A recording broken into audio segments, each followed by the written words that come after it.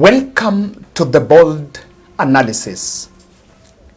Deep down, the Inspector General of Police, Douglas Kanja, wants DIG Eliud Lagat to resign, or rather to step down from his role.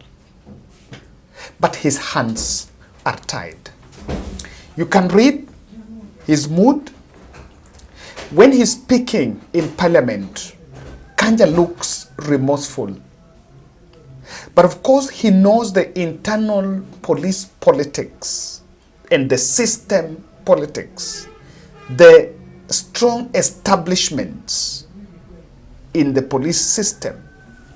And that is why he cannot just say directly that his deputy should pave the way for investigations. This question emerged yesterday in the Senate.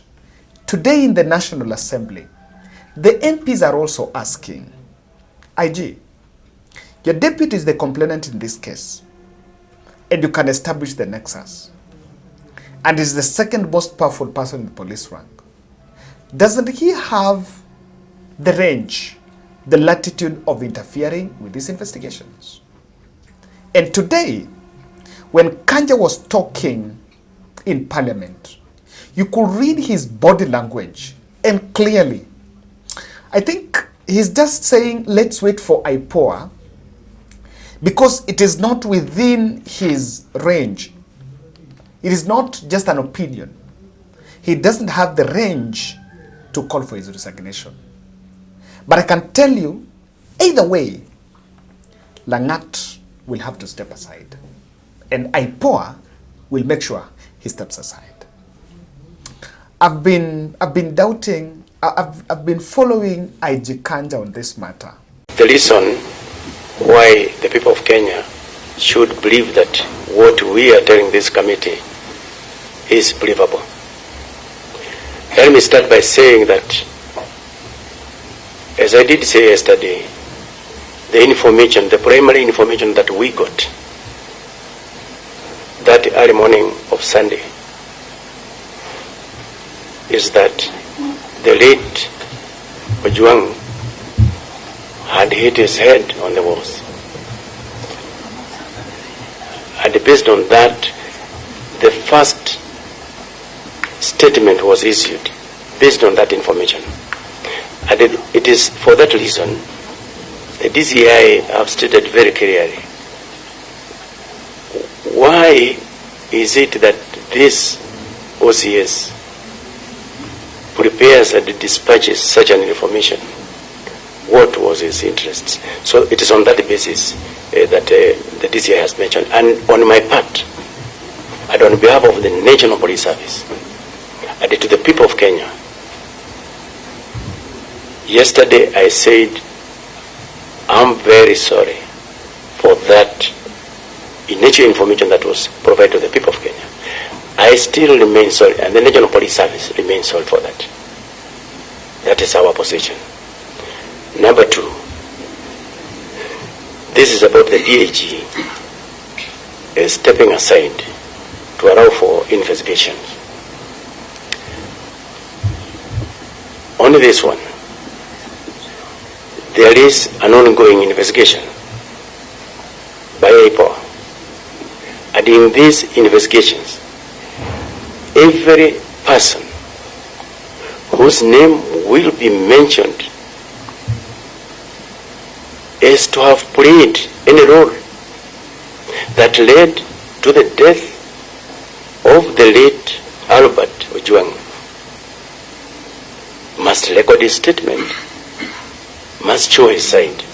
And it is on that basis, I believe, if the DIG is going to be mentioned, then definitely he will write the statements, and I believe it's on that basis that now he can be able to step aside to allow for that completion of that investigation. My submission, Honorable Chair. And the man wants the truth. And that is why, if you're keen, you'll realize that he's being branded as our Munyoro apologist. It's because people have realized that he's pushing it that side. Kindly subscribe to our channel, click the notification bell and like our videos, and thank you very much for your support. We do this each and every day because of your support. Subscription is absolutely free. The advantage is when you subscribe to a channel, whenever we publish a video, you'll be getting notifications. So if you want to know, and we are making a very special podcast for this incident. We will give you every update, every progress being made, anything that is coming from whichever sources in this podcast, you will get to understand. Tutakuambia. So make sure you stick to this channel. The sins, and I think if we are not careful, so far the way the state is handling the Albert death, I'm seeing them a bit too casual.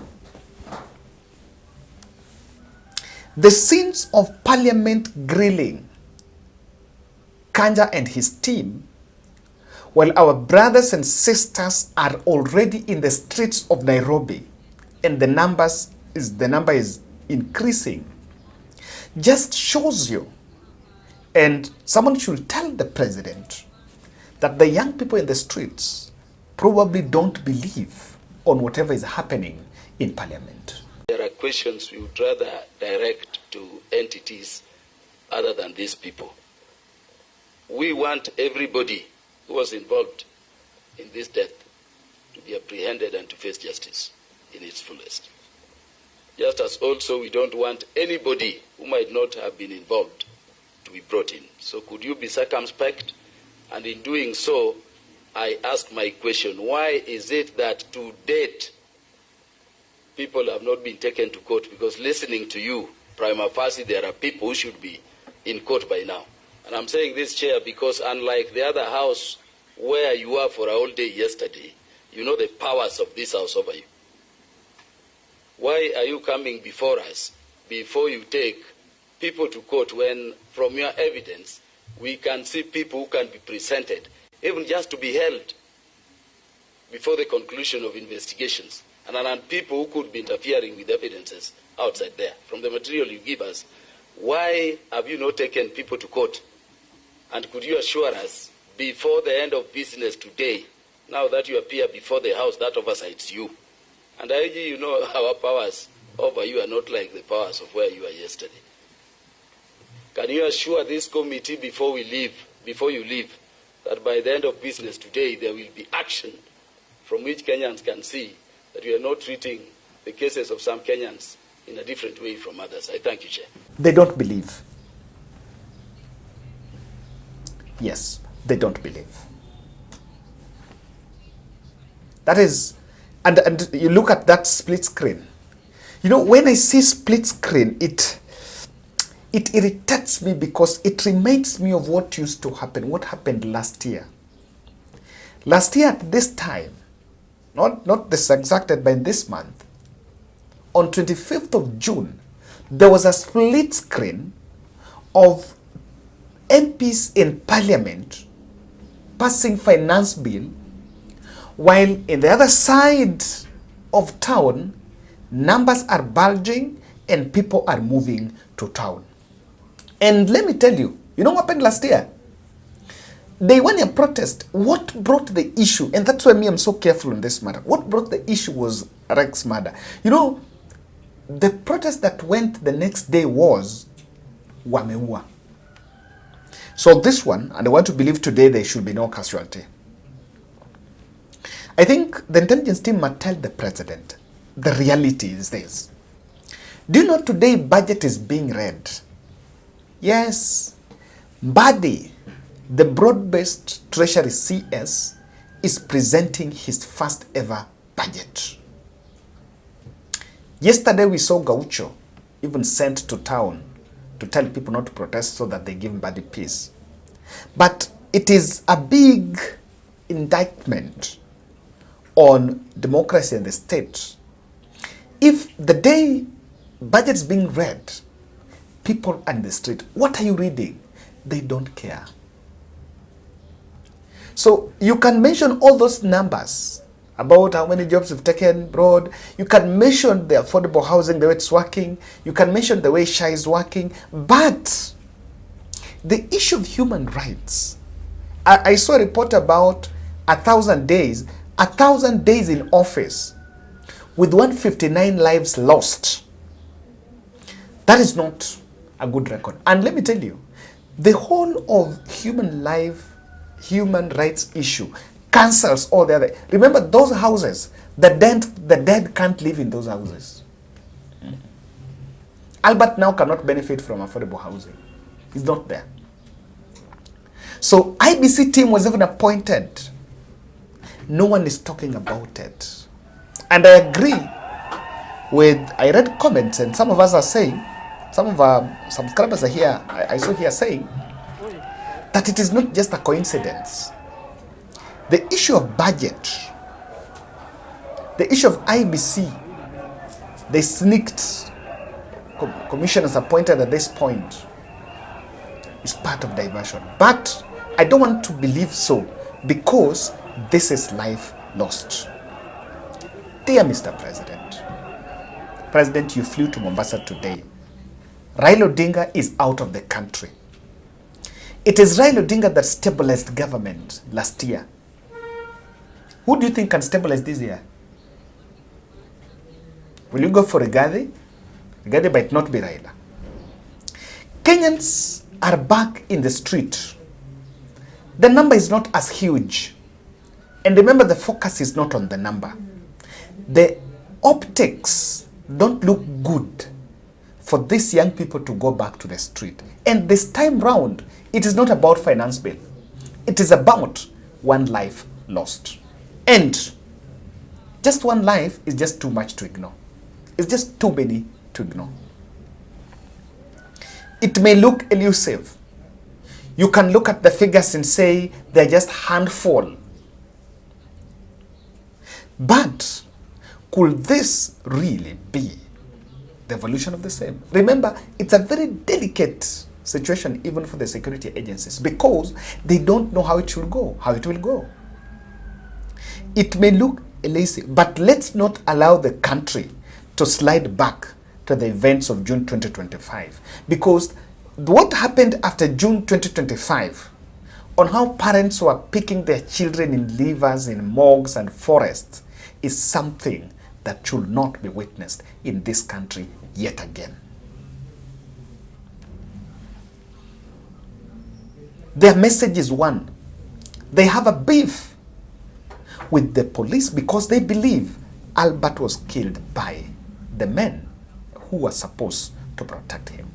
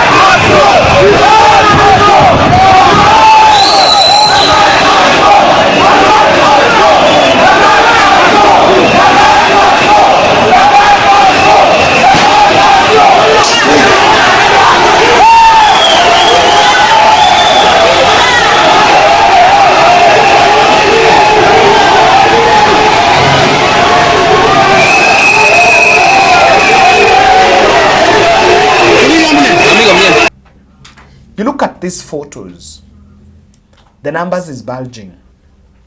They have a message. They're passing that message. And what they're demanding is what is called justice. The masses are very angry. The gunshots in CBD during these protests tells you that people demand answers. The public believes, contrary to statements by the president and Murkomen, the public believe the buck stops with the president. You cannot afford to talk about police as an independent unit. And I agree, Yesterday, when the president met Nakuru, you met grassroots leaders in Nakuru, you acknowledged, the president acknowledged that police do not work in isolation. They're part of the wider system to give the government synergy to move forward. Justice should be our shield and defender. The citizens should not look helpless. Coined narrative, and I want to say, and let me make it this way. There is this coined narrative that there is someone who did this because of internal police fights.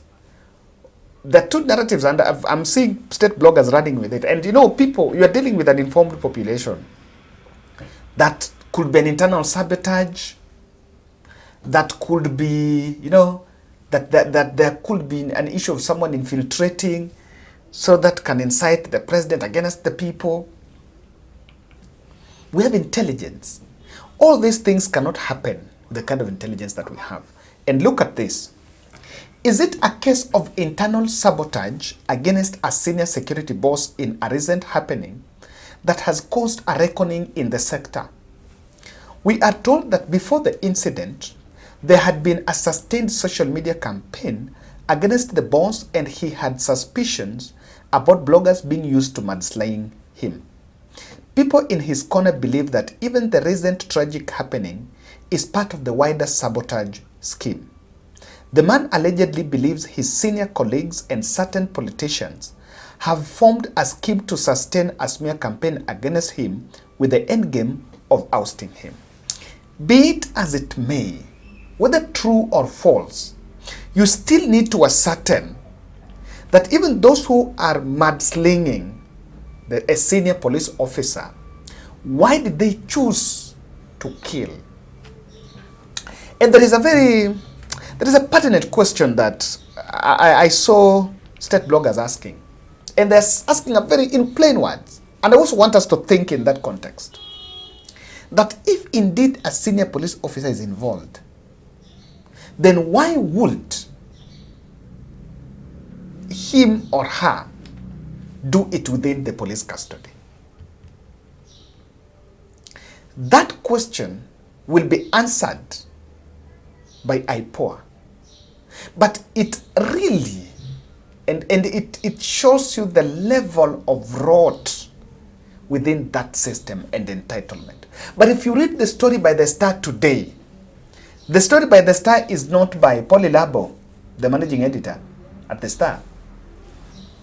Did not create that story from the moon. That story came from those who wrote their statements yesterday. And they said that alitolewa kwa cell, akapeleka, akapigwa mahali, alafu akarudishwa. So the issue of police cell is just a conduit of narrowing the thinking.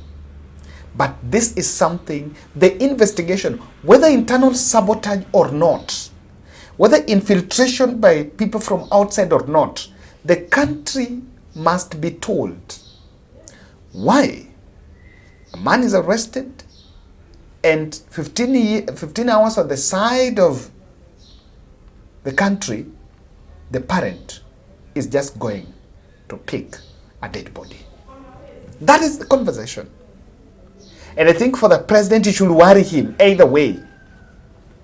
And this is why I think whatever is happening should not be undermined. The president and his team must tread very careful on this.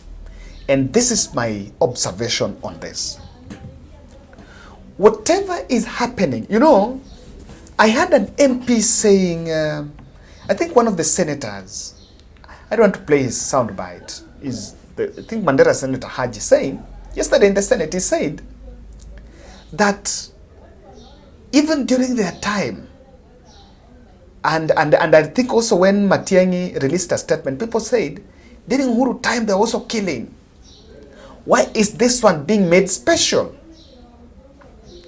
What the truth that we must say, and it is what it is the fact that Albert's death is a culmination of police brutality.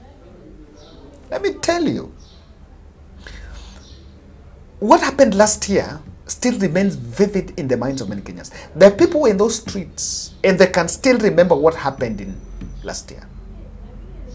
You can still remember how abductions happened and they are still happening. So Albert case is just a trigger. But there have been a deeper problem when people think that this Albert issue cannot go unnoticed. And that is the problem. That is the problem that should be addressed. Albert issue is not, it's not because people love Albert so much. It's because this has happened and they found, like in this one, police are directly liable. Remember last time there was like, oh, we are not. Number two, the president defended the police last year, saying criminal elements infiltrated a genuine protest, and that is why the police used excessive force. So people don't trust that investigations are going to yield anything tangible. And you can forgive them. The proceedings in Senate yesterday is actually giving it a different discourse. And this should be a wake-up call that something should be done.